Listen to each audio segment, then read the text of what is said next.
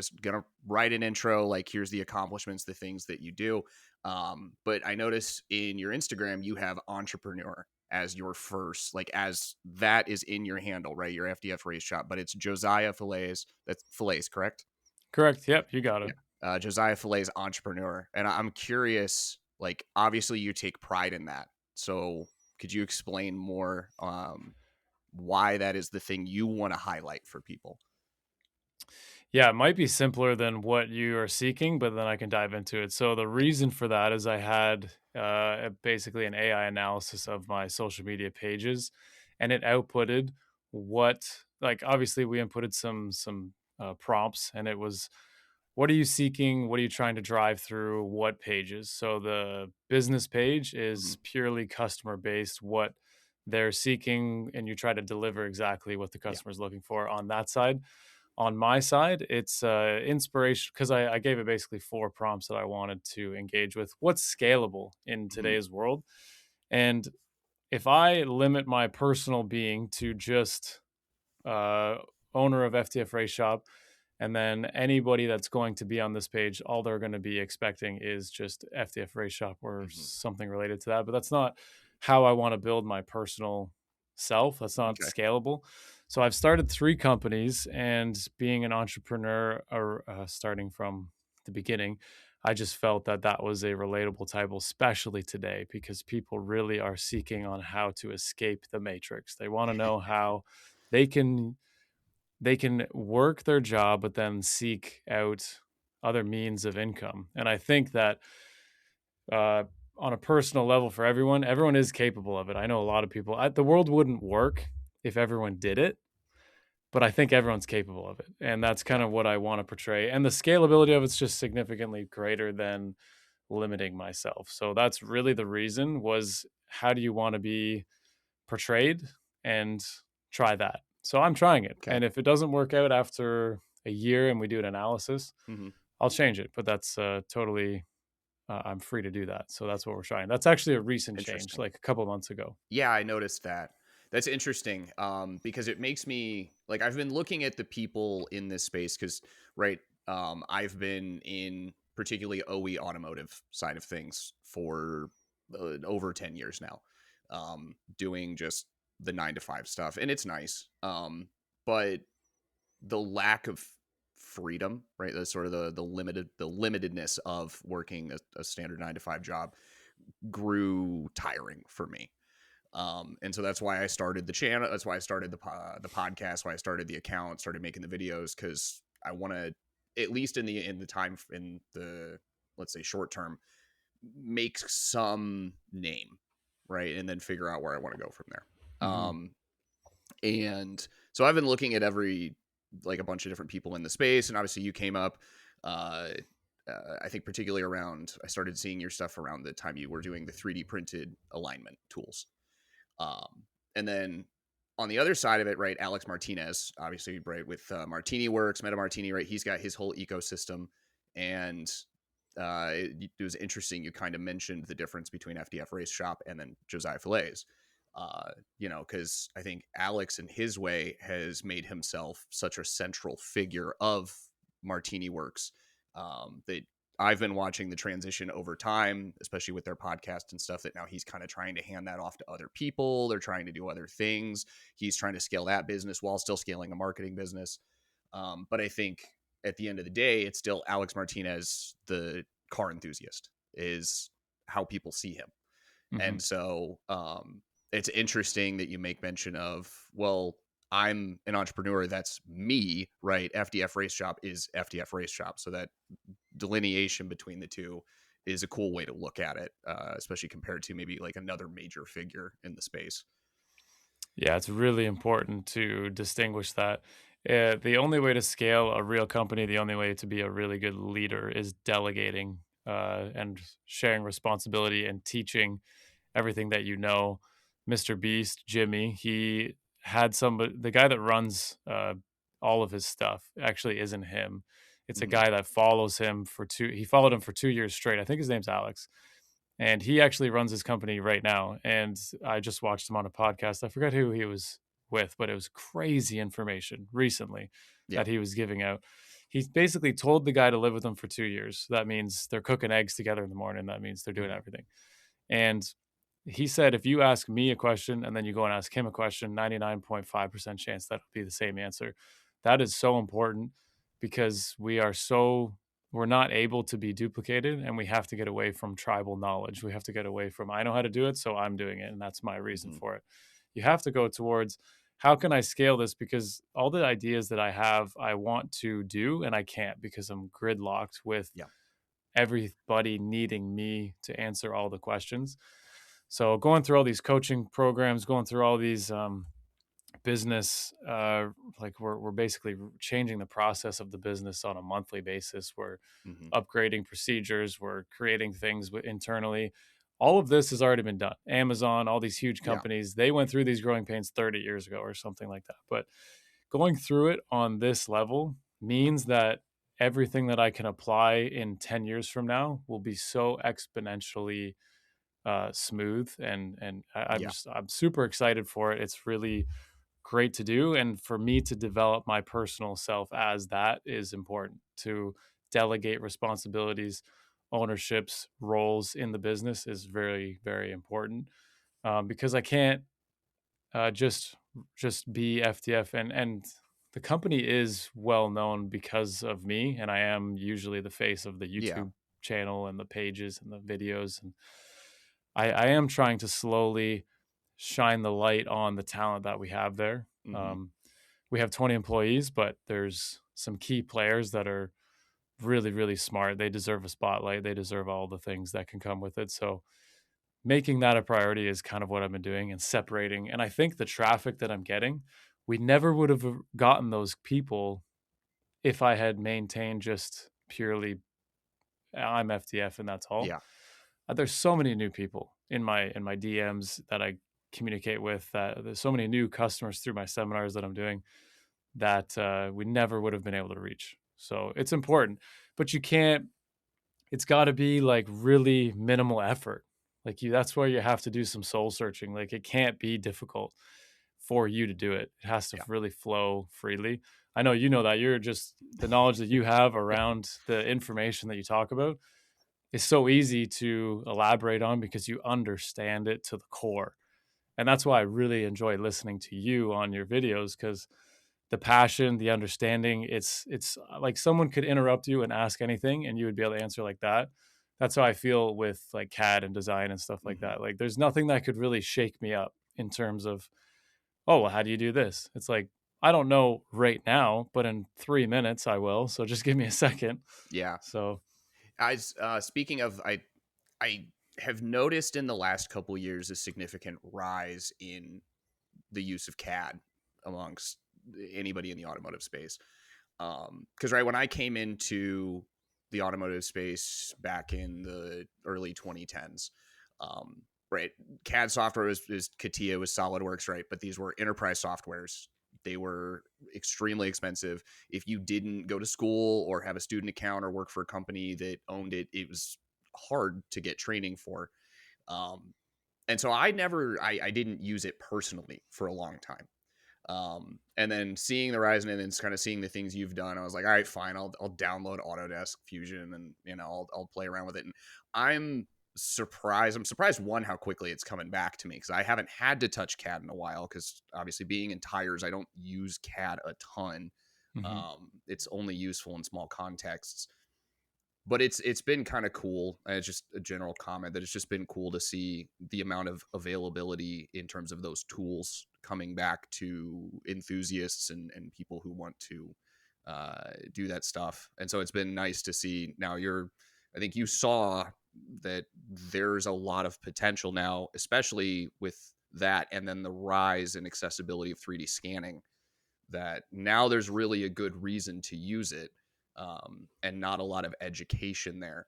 And so I would lead me sort of to another question, which is, obviously your business is based around cars. Mhm. And it's, I imagine, been based around cars for some time. But with the Autodesk, uh, you know, move that you're making, is that an attempt to grow in terms of scale because right, CAD is useful in many contexts outside of just automotive, particularly given that automotive can be a relatively limited segment for growth.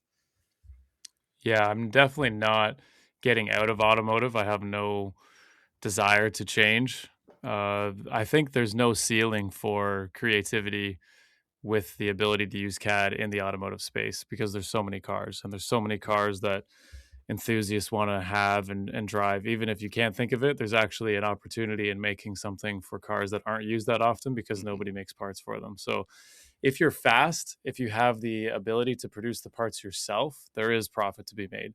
Yeah. If you're a huge company and it's only 50 to 100 sales a year for that particular car, it's not going to make any sense. But I was able to bridge that gap early because I was the sales team, the website designer, the CAD designer, the builder. I just did everything. Whereas Hmm. the competing companies, the guy had the vision, he hired the engineer, he then hired a marketing guy. So there's four for one, and that's the only reason we were able to go from 2013 to building roll cages to incorporated in 18, early 18, and then today where we have a full manufacturing facility, and that's how we were Yeah. able to bridge that. And I don't have any desire to not be in cars. I love cars. If I had all the money, I would be doing the same thing anyways. So Hmm. people are like, why don't you outsource to China? Just get more engineers on staff, less laborers, send all the drawings away and collect your 50, 70% margin off the top and sell the products and whatever. And I said, okay, let's say that does great and I profit really well. I'd want to do this anyways. So I might as well just try to make it work Yeah. with what I'm doing.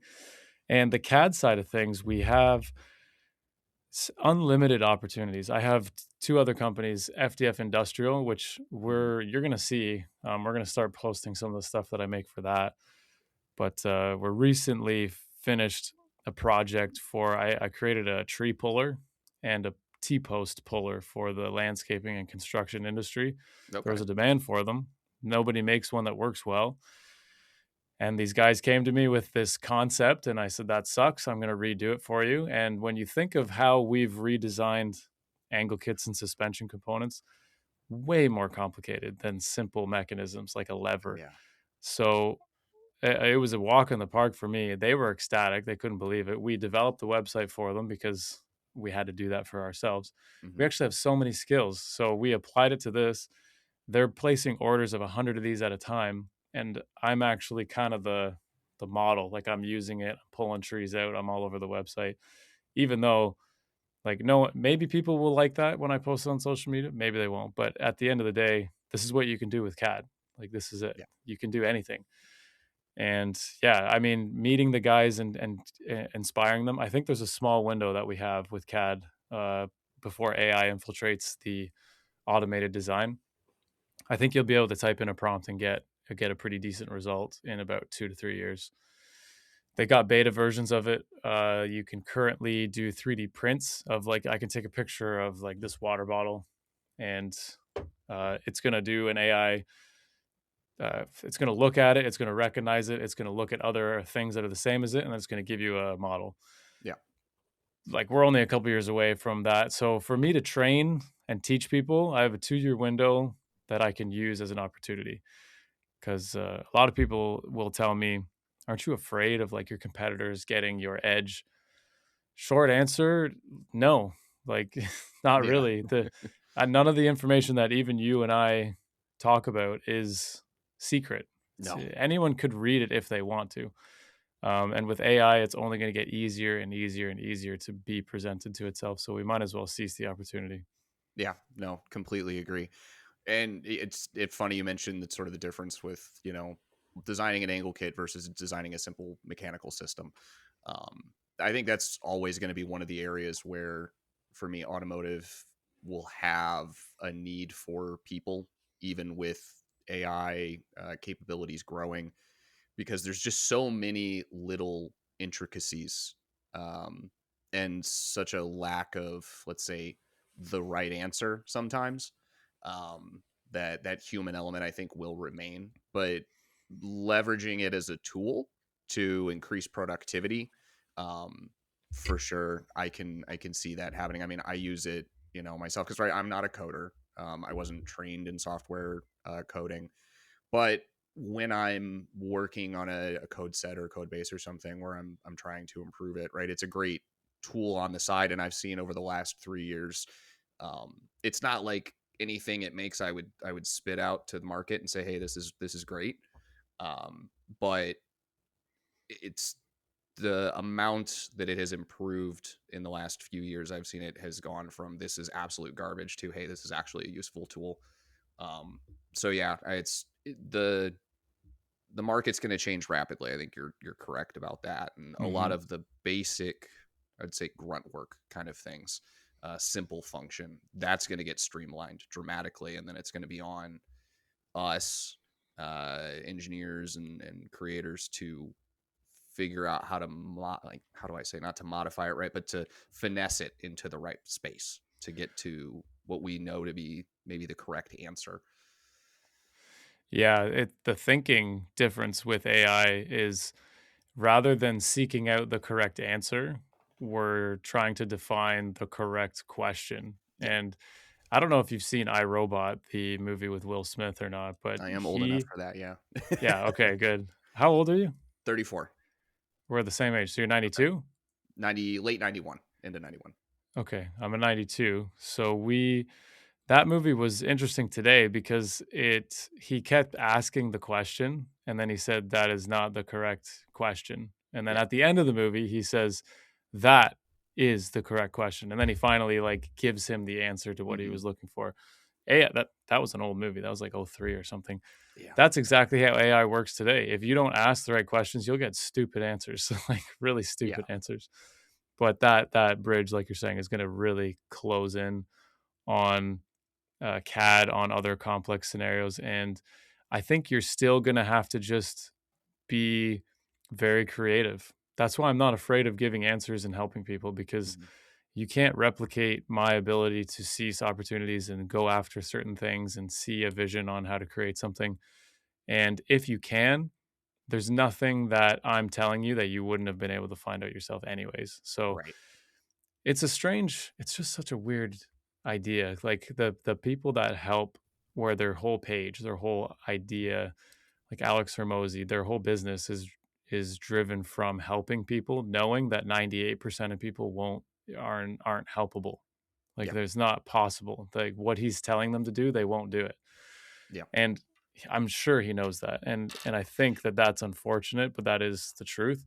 If everyone was to if everyone was to do what I'm doing or what I'm saying or what he's saying or what he's doing, you have to have a consumer heavy market in order to create content. You can't create content if everyone's creating content. Nobody, No. because I don't consume content. The only reason I'm on looking is for trending music that match up with reels that I think would flow well with what I do. That's Hmm. the only reason I watch reels ever. And I also don't watch TV. I don't play games. I play in CAD. I think that's a game for me. And I do get like dopamine releases from solving problems. And it's a switch that I had to change because I did like playing games. I love playing COD with my friends and stuff, and that was great. But I just found like you see somebody that has 48 hours played online, and I'm like, man, 48 hours straight into Fusion.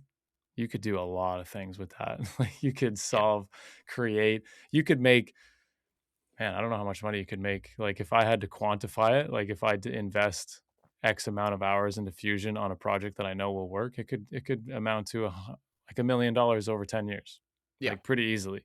It's a pretty easily measurable figure. If you're like, if I develop this, like I just look at one chassis, for example, a 350Z.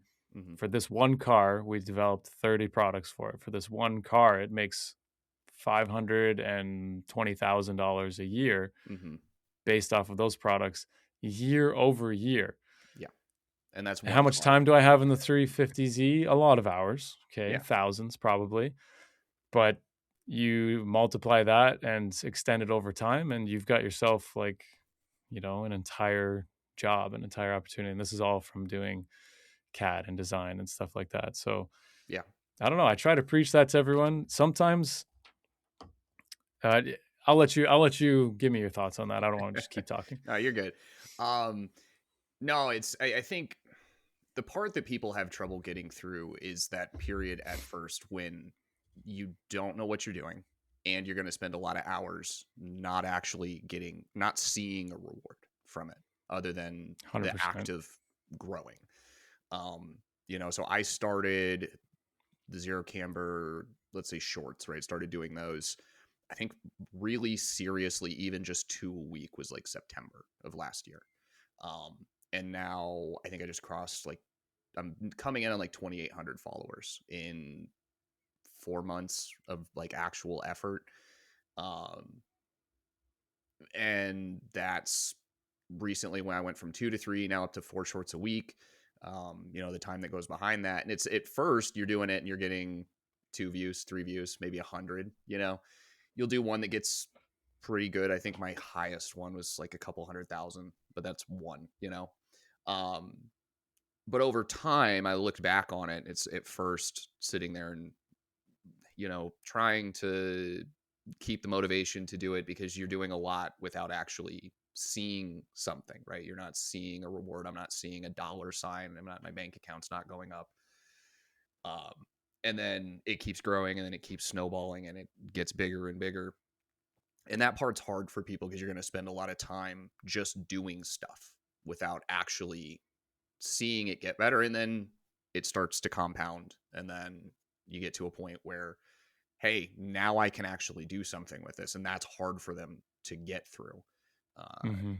I think that's kind of looking at the So why I don't people start it thing. It's because you do spend a lot of time actually not seeing that reward. You have to put in the work at first to get to a point that it's useful. Yeah, I have a analogy that I created, and we'll see what your opinion is. It's just rated out of 10.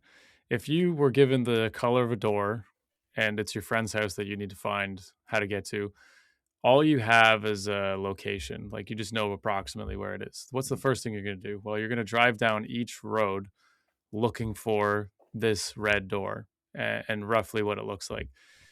The question, or what people do, is they'll look at the road, they'll look down the road, and they'll kind of just like see if they can see it, and then they'll go on to the next road. Yeah. No, you need to go down the road and look at all the houses. And what have you learned if you found nothing on that road? You'll never need to go down that road again. Mm-hmm. So you do this process, and it's really important. It's required. You have to do it. If you don't do it, it might have been on the road that you just half assed looking at. And that's kind of how people need to switch, realizing that if nothing results of it, it actually is that is the result. Yeah. That's one thing that you don't need to worry about. It doesn't need to occupy any space. And if you do it enough times, you've narrowed down to the last 5% of what you should be focusing on. And you cannot do that if you haven't done the due diligence. So that's what people Mm-hmm. struggle with. And I agree with them. It's like it's a lot easier to look at the street and just kind of tell yourself that's I didn't see anything that looked like it, Yeah. when in reality, just around the corner, it was right there in front of you the whole time. So I kind of just try to tell people in that way, whether it resonates or not, it's totally up to them. Yeah. I think people are afraid to just take an action without thinking that it might not result in anything. They don't want to do something and then they're afraid of wasting their time.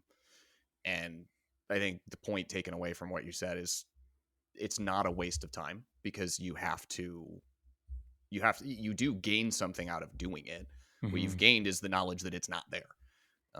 It's the same Yeah. thing. I tell my daughter, "Hey, go look for your toy," and she looks in her room and she goes, "It's not there." And it's like, well, if you walked into your room and looked to your left, it was right there on the shelf, man. You could have found Yeah. it if you just walked in there. But now you've spent 10 minutes asking mom and dad where is it? And I'm like, no, just go look for it. You could have had that toy 10 minutes ago if you would have just walked into your room and looked. Yeah. It's a hard lesson. And then the other thing that it will teach is your limitations, and what are they? Most people have no idea what their limitations are for stress, for effort, for output, Mhm. for productivity. Like, people don't understand what you can actually achieve in an hour, and they don't think it's much, but Oh my god, it's it's a so lot. much.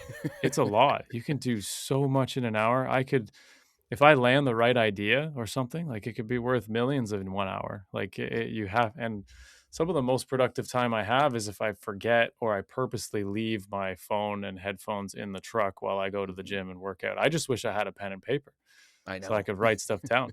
But that's like your brain and the ability to free think to yourself and talk to yourself is like people don't allow that to happen anymore because there's Yeah, always something entertaining us. yeah, Uh, it's crazy. I wish that everyone would just, but then, like I said, you can't have everyone do that, and then the world would collapse. So it's a tough yeah. No, equation, it's got to be somebody to sell it to. unfortunately. Yeah, Yes, and then if you start helping people, you also you immediately become divided because entertaining is everyone enjoys being entertained, but helping, now you have to base that off of an opinion or a personal experience or a result, and other people are going to have an opposing oh opinion yeah, or result. And now you've established 50% will love you, 50% will hate you, and that's inevitable as well. So at a certain level, you're going to have people that hate you, and that's the other part of the thing that sucks with really putting yourself out there and getting this done and doing the content and everything. There are going to be people that really don't like you. You just have to get over that, though. oh yeah, for sure. And I'm sure you've learning the lesson, right? Kind of sometimes you have to just learn the lesson the hard way. And I'm sure you've encountered that as a dad. Um, the amount of times you've probably sat back and been like, ah, that's why he did that. When you think about how you were raised, Hmm. there's going to be those moments where obviously you didn't listen, and then later on you experience it yourself, and now it's I should have listened earlier, but you never would have got there if you hadn't failed for yourself. So yeah, it's hard helping people because they don't want to listen, but sometimes the only way to learn the lesson is to get hit with it. So Yeah, I've said to people, um, if you're learning in a college or university setting or any setting that's designed to teach you something, if they had the ability to inject emotions into your body, you would get it. You would understand why this is so important because there are definitely instances in business where 2 weeks straight you're having like cold sweats at night, you can't sleep, all because of the obsession over fixing a problem that is of the utmost importance. Like business ending, life altering decisions that you have to create, mhm, financial problems. Like people have no idea what these things feel like until you experience it, yeah, and then they don't understand the value of doing your due diligence in school, yeah, where you're absolutely right. You honestly just have to try it, and mhm, it's gonna suck. yep, And some people, it will just increase the stress threshold and raise it a lot. Like yeah, mine is quite high at this point, and it wasn't always. And then other people are gonna collapse and realize that it's not for them. yep, And either way, that's looking for the red door. You yep, determine that that road is not for you. yep, Totally fine. absolutely. So actually, it's a question I had, and it's maybe a good segue for it. Um, did you get a formal engineering education? No, I went to school for manufacturing engineering, which was Okay. a 2-year program at Loyalist College. Later on, I got an honorary diploma from them as well for just being successful with graduating with that. But Mhm. it's not a degree. Right. So we got to do a lot of engineering practices, tons of practical experience. We did walkthroughs of crazy plants. I worked within like P&G, Kellogg's, Stellantis, Deloro Stellite. There's all the and Deloro Stellite's a crazy place. They make the craziest materials ever. They make all the lining that goes inside of the tubes that handles nuclear Oh, waste. So jeez. every elbow of this tubing has to be coated with stellite. It's a material that just it's not of this earth almost, and it handles like because if you can imagine the corner of a tube with nuclear radioactive Yeah. material is going to just eat right through it, Yep. and it has to be able to handle that. So they like put this coating on it. So like I've had so much experience with that stuff, and I just soak it up like a sponge. But I hire engineers Yeah. that have their degree, but oftentimes I'll tell you they've never built anything. None of them have ever made anything. And what what I've really found with engineers is that they over process things to death, and they need like if we design things in the way that they would, we would never be profitable. You would never sell anything. You would never do anything because they just on a little bracket that we're going to sell 50 of a year, they'll spend 45 hours on it. Hmm. And you're like, you didn't need you didn't need to do all that. Like No. it's just that bracket that goes on this one spot, and very clearly stronger than the OEM bracket. Very obvious. Obviously, we do some FEA analysis, which Hmm. is pretty easy to set up now. But Oh yeah. it's like, okay, given the material, the thickness, the bracket's stronger. It's got 2 holes in it, Yeah. but they'll do crazy stuff. So they are fantastic. I typically design everything, and then they are doing the last 20%, which is organization, the assembly guides, the drawings, the weld Hmm. parameters, the weld guides.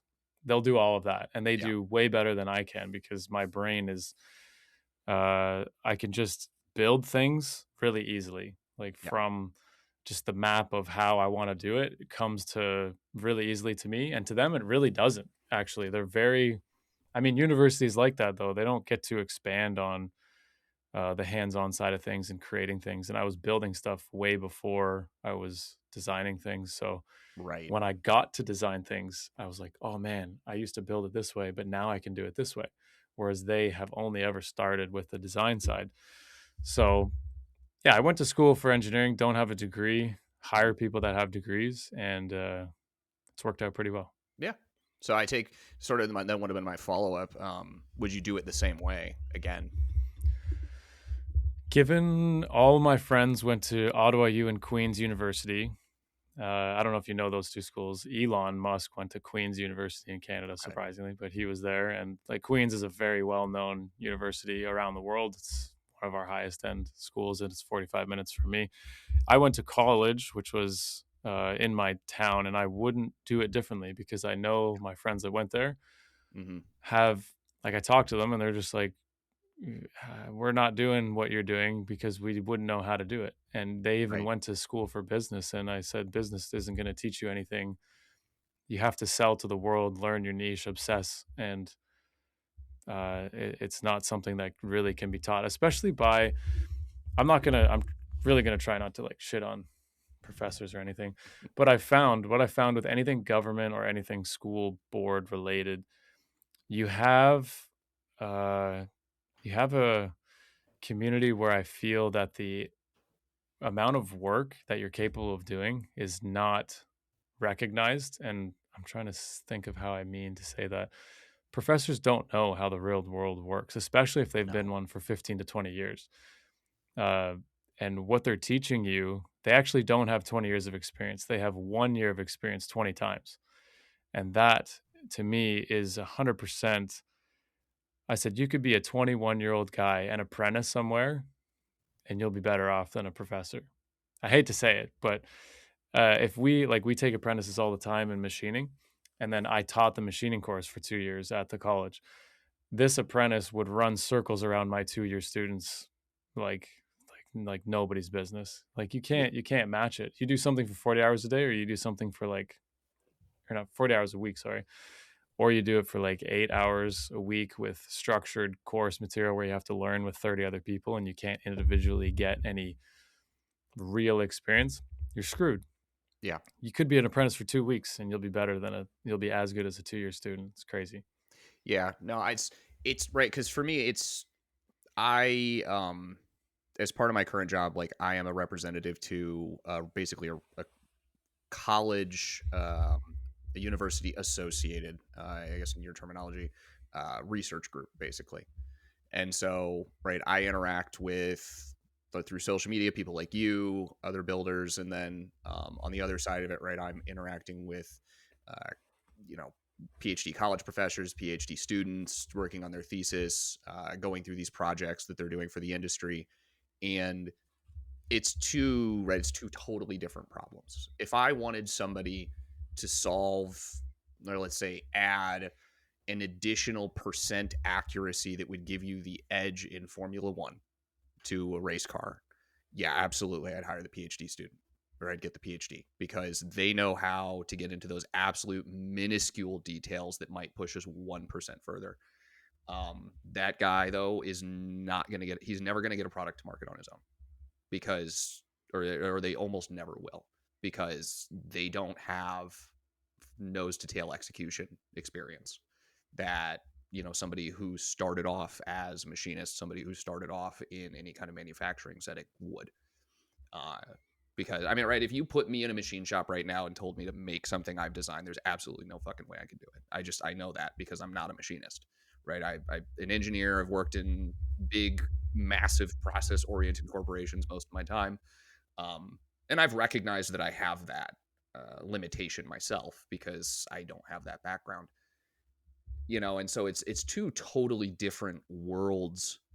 And it's sometimes a shame that we think just pushing it 1% further is like the pinnacle of what really we should be hoping for, and not like, hey, let's get something out there and try it and get feedback and sell it and figure it out through iteration, and not just through thinking about it for a really long time.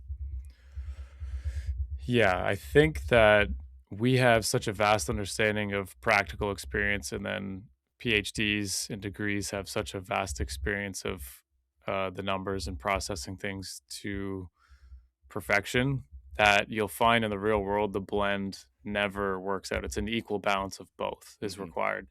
And in the most advanced sectors like rockets, for example, how long have they been trying to launch the NASA rocket and they'd have a leak here and they have a thing Yeah. that doesn't work there and it's like they delayed it again. Guys, the practical experience is very important, Yes. and so is the data. And I really enjoy working with guys that push me on the organization data side, and then I can push them into making them realize what's actually possible. Like I could tell them right away what they're working on. I can just look at their screen. You can't do that. Like it's not going to work. And they'll be like, "Oh, well, why not?" And I just tell them like, "This is going to happen. That's going to happen." Especially when you're dealing with like laser, water jet, plasma, Hmm. whatever kind of metal cutting options you're choosing.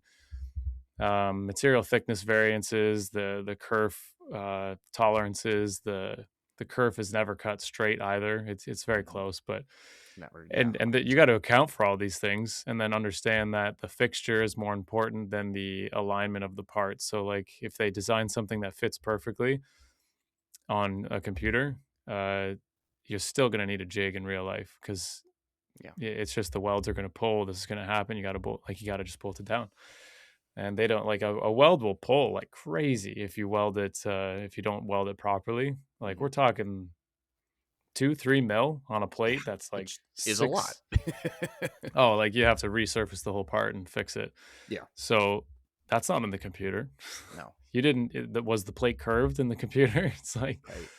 and then machining sides of things, it's if you need a certain finish on a part, um, depending on the material, it's either possible or impossible. Aluminum's very difficult to get super high tolerances because it's a spring material on the cutter side. So if you try to take like one thou off on a lathe, it'll actually take zero off. It'll just kind of mush into it and rub against it.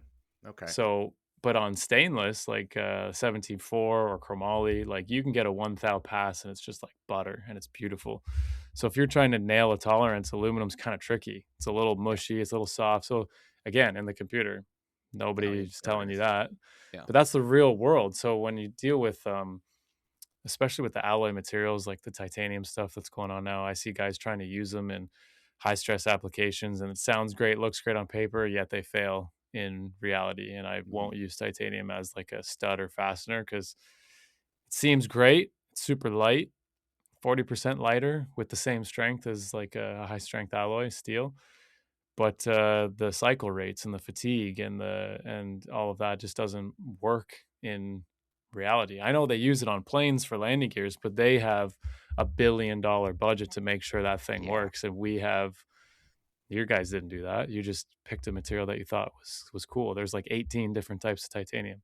Yeah. TC4 is like the most common, and it says on McMaster Car that it's structural, but that doesn't mean that the cycle times are going to hold up after 1,000 cycles at 70% duty cycle or whatever. Right. So Yeah. yeah, it's a great blend. It's a very enjoyable thing to go back and forth with somebody like that. And I love being challenged. Like even your videos are challenging me with getting more understanding. Now drifting's weird because we just use everyone has to use the same tire. So it's like Right. how much can you does knowing about the compound help you? Well, you can't change it, so it's not No. like Yeah. Tires. I occasionally I get annoyed with myself for getting into tires as a career, um, because the actual amount of practical knowledge that I can take out of that and let's say take it to the aftermarket and do something with is basically nothing because tires operate. It's the same as like you said with aerospace. Um, you can't take some dude off the street and just manufacture a tire, right? There's billions of dollars in capital that are necessary to even manufacture one. Mhm. And if you can manufacture it, can you manufacture it well? And then all the chemistry that goes into it, all the material supply chain, the design of it itself, and then making something 1% better, 2% better is sure you can do that. And then you're going to eat it. Even the best engineer could do it. And then you're going to eat it up and not being able to make the damn thing.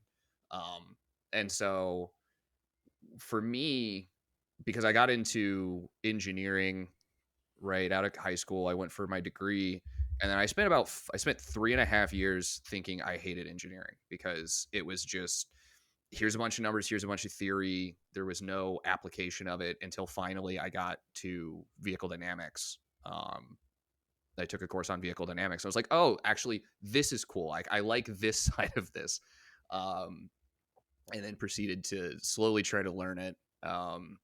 Bad investment builds, right? Him and I, John Cotton, the guy that runs that account, him and I go back to when we both worked at Chrysler together, when it was Fiat Chrysler, and we were both in vehicle dynamics. He'd been doing it a while. I did it for a shorter period of time. Um, I know I said I was going to tell this story, but we also don't have a ton of time. But the time that I almost rolled myself off a mountain with him, um, taking renegades up a mountain pass, and that just I missed a drop and about rolled the renegade off the mountain, so that was good. But You yeah, him rolled and it I. but not off the mountain. No, I didn't roll it. So I was my front left wheel. I missed that there was a drop, and so I was crawling down. And obviously, like a Jeep Renegade is not a lot of articulation. They're fairly capable. There's not a lot of articulation there. So when that tire dropped, I not being an experienced off-roader, I immediately hit the brakes and I pitched the car forward and it went up. And he said he was sitting back there and he's just thinking, he's like, shit, I killed the new guy. um and I like thankfully I let my foot off the brake pretty quickly and I just let it kind of drop down so that it didn't continue his forward pitch.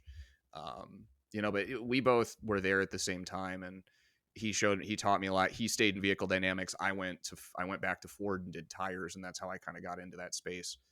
And I've learned a ton, and I've figured out how to apply it. But the biggest thing for me with it is I like vehicle dynamics and I like tires, and so it's a mindset around how you approach vehicle dynamics when you think about it as a tire engineer. Uh, my experience is most people think of, what damper setting do I need? What springs do I need? How am I going to affect my kinematics? But they're thinking about it as what is the vehicle doing? And they're not thinking about it in the reciprocal way that it actually is, which is how is the vehicle affecting what the tire is seeing? And how is the tire affecting then back into the vehicle? So, like there's a lot of simplifications that have to happen in tires because of how complicated they are. But the very basic thing to sort of think with a passenger car tire is they change their forces based on 5 things: the vertical load, the longitudinal slip, which is right going to be related to your braking and your accelerating, your lateral slip, which is going to be related to your steering wheel angle, and then how your suspension geometry is inducing wheel angle, the camber angle, and then technically the people approach it differently. I like Massimo Gigiani. He's a Italian professor that has a really good high level vehicle dynamics book. He likes to break it down into those four and then spin slip, which is approached differently for like a passenger car or race tire as opposed to, say, a motorcycle tire. For a passenger car tire, it's generally true basically to say that that is then re-related to camber. Um, so really, all of that to say that if you're designing a vehicle and you're wanting it to do something, you have to be thinking about, how is this going to affect the amount of load the tire will see? How is this going to affect the amount of wheel turn the tire will see, whether that's through the direct wheel turning or the kinematics? And how is this going to affect the amount of camber the tire will see? And if you can think about it in those 5 ways, or those 3 ways, then you can consider whether it's going to be doing what you want it to or not, as long as you can comprehend what a tire will tend to do. So if you load a tire, right, tires have an optimal amount of force, let's say turning force generation, based on the amount of slip. So, right, tire curves go up and then they'll come back down. So if you're looking for the most amount of grip, you need to be thinking about making sure that you are hitting that optimal slip angle in the turn, which is usually, let's say, 5 to 8 degrees. And then having some small amount of negative camber is really good for getting the maximal amount of grip. And so if you want more lateral force, you need to be designing, again, the kinematics to make sure that it's staying in negative camber. And then the same with load. Tires have a non-linear relationship with how they generate more load. So the gradient goes up by less. If you add, say, go from 1,000 to 2,000 newtons on a tire, it generates less additional lateral force than if you took 1,000 off. Mm-hmm. So that's the thing I try to impart with the videos, and how I approach it is, you have to think about what the vehicle is doing to the tire. And if you understand that, then you can start thinking about what you're actually going to do to the way the vehicle handles. Yeah, it's very situational. When people, like, we get emails all the time about how do I get more grip. First question, what tires are you running? Yeah. Obviously. But also they ask for alignment specs a lot. With front, we specify the alignment specs for the front, but for the rear, ever changing. I change this 2 or 3 times during practice. Then obviously after practice is over, I don't touch it. But you're constantly looking at the tire and seeing how it's behaving. And I tell people, why are you so obsessed with suspension? Look at the vehicles that use suspension, trophy trucks, and then look at the terrain that they drive on. Yes. Is the terrain that you're driving on like a trophy truck? Yes or no? No? Then look more at vehicles at high level that are competing on a similar track surface, that are optimizing the tire, and how much suspension do they have. If you look at an F1 car, we're talking barely anything. Yes. So is it important? Yes. Is it as important as the tire? No. If I wanted to win a drift competition and I had to use a car that had no developed suspension, or I had to use a tire that was like not very good, I would choose the car with no developed suspension if I could have unlimited tire. And I'd probably win, because I give tires. I was generous during one of my YouTube videos a couple of years ago, and I said that it was 60% of all things accounted for in grip performance related to drifting. Mm-hmm. I said 60% of it. So bad tire, you're down 60%. Yeah. I said the maximum you can achieve otherwise with all the best products is only 40.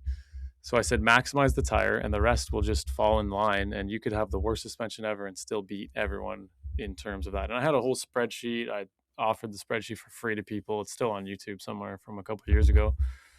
But people don't get it. And that's in my industry, road racing and endurance racing. Like, if you don't have a Hankook RS4 in endurance, you're screwed. You're going to lose. Simple as that. Yeah. No tire can handle 8 hours per stint 3 times over without being changed in endurance racing. It's the Hankook RS4. No other tire can do it. People try other tires, and then they have to do a tire change, And because it's not, now the RS4 isn't the best tire, there are guys doing better lap times, but one tire change that takes you 4 minutes, Yeah. you Are might as well you have just really done 4 minutes 2 seconds slower faster? per lap. You Yeah. might as well.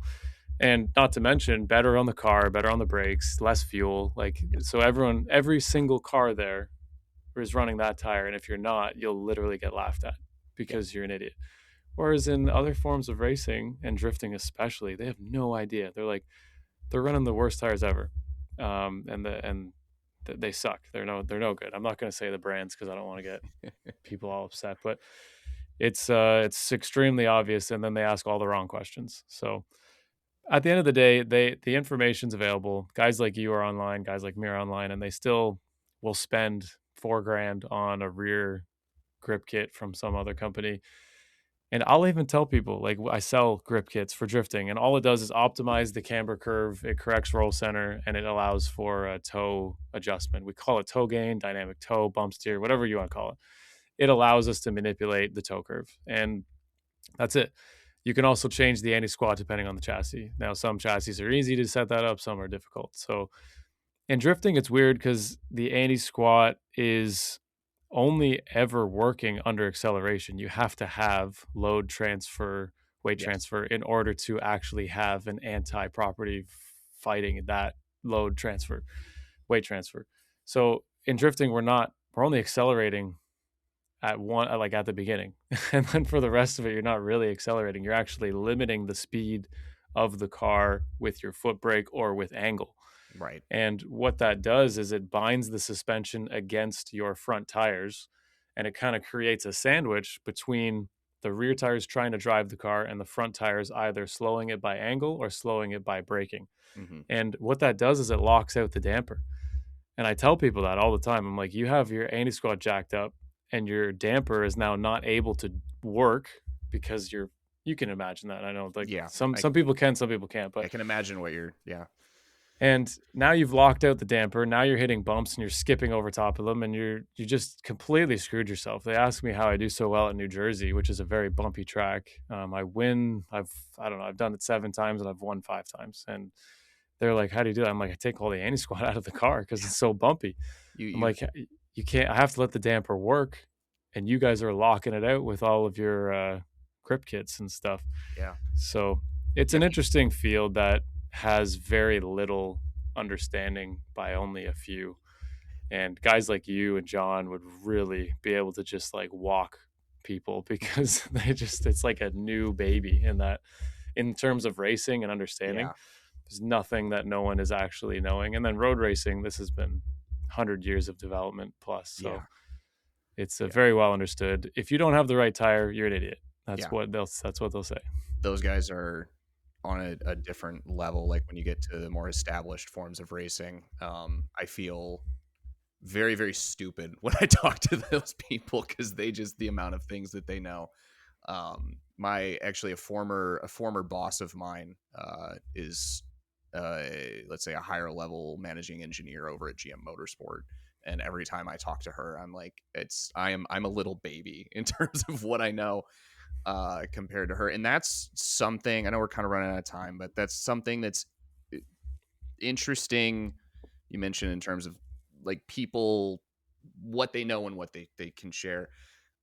There is a massive, I think, understated gap in terms of what people like, what the layman knows, let's say an average car enthusiast knows, what an absolute expert knows, um, to such a degree that people don't even realize. Maybe with some of the things I post, like I'm not posting and telling you guys stuff that's up here. I can't compete with those people.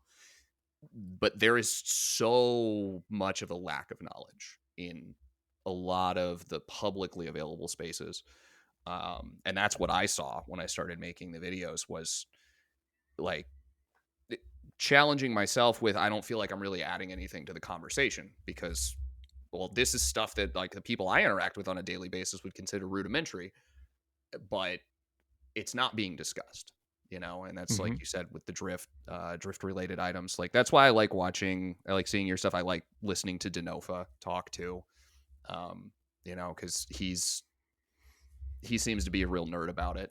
He's So I like, extreme. He's extreme on the practical, yeah, extreme because he's done it for 17 or 20 years. yeah, So his understanding and terminology is almost nowhere to be found. I shouldn't say that, but he has so much hmm, experience with actually winning, actually driving, actually using the tire that he almost doesn't need to know because he yeah, knows drifters are unique. They know so much about the tire and how it behaves and at what temperatures. And we know wheel speeds and yep, delam and slip. And we know all of these things. We're on the edge all the time, yes, but we just don't know what you know, which is how to quantify that.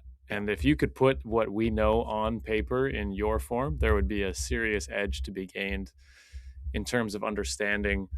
And we know what tires are the best because we just use them a bunch, yeah, test them to the maximum limit, and then hundreds of other people are doing it at the same time. yeah, And then we arrive at what we all can agree is, and there's actually a tire rating page on Facebook where they rate them based on like four categories, I might and have they give seen them a that. rating out of 10 for each one. And it's like duration, smoke, grip, Okay, yeah, all I have kinds of seen, stuff.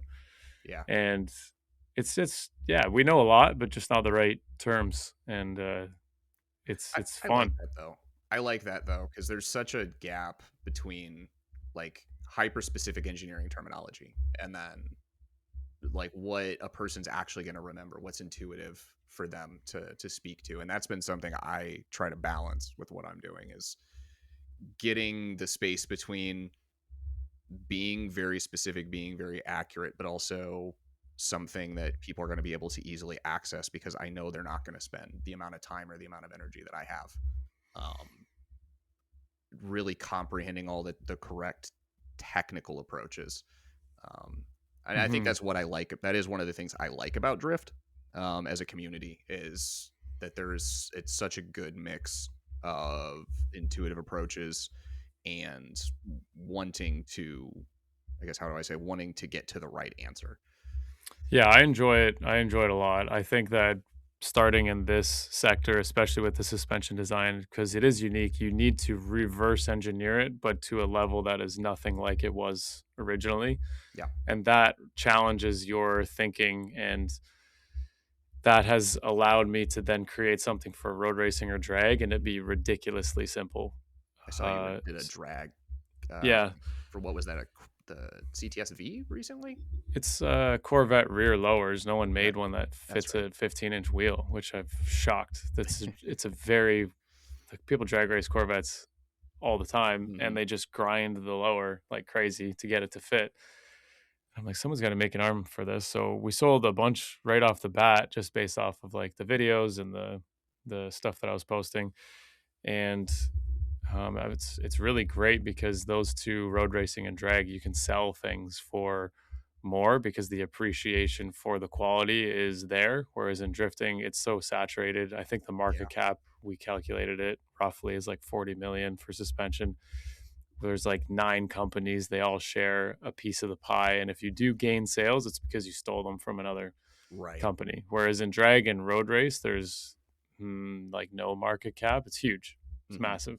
It's in the hundreds of millions for road racing and stuff. So the people just if it results in lap time reduction or like your quarter mile or your Yeah. 60 foot to be shorter, they'll just pay whatever.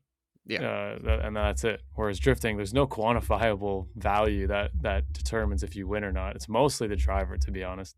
Yeah. And that's another thing that makes it so great. Uh, is the fact that you can be so creative, you can try new things, and it might just work. Yes. Especially with the conditions changing. When the track gets rubber laid down, Hmm. your first practice session is now different than your second Right.